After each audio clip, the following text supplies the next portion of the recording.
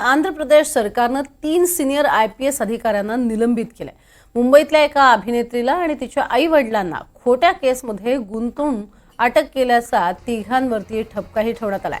संबंधित अभिनेत्रीनं आंध्रातल्या एका व्यापाऱ्याविरोधात लैंगिक छळाची तक्रार दाखल केली होती। ती तक्रार मागे घ्यावी म्हणून तीनही IPS अधिकाऱ्यांनी संबंधित अभिनेत्रीवर दबाव आणण्यासाठी तिच्या विरोधात खोटी केस दाखल केली। इतकंच नाही तर संबंधित अभिनेत्रीच्या आई-वडिलांना सुद्धा त्यात अटक केली आणि जेलमध्येही टाकलं।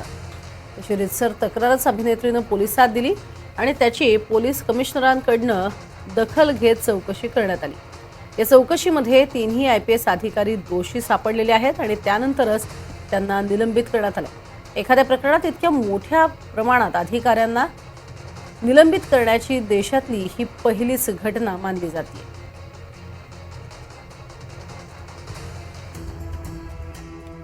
तर आपण बघतोय आंध्र प्रदेशात 3 IPS सस्पेंड झालेले आहेत।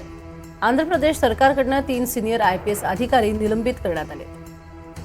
एकाच वेळी एवढ्या मोठ्या प्रमाणात एवढे मोठे अधिकारी निलंबित होण्याची ही पहिलीच वेळ आहे।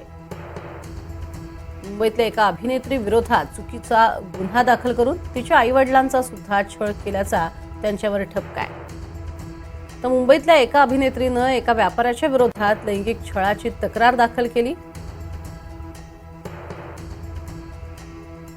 ती तक्रार तिने मागे घ्यावी यासाठी तिच्यावरती दबाव आणण्यासाठी तीनही IPS अधिकाऱ्यांनी दबाव आणायला सुरुवात केली।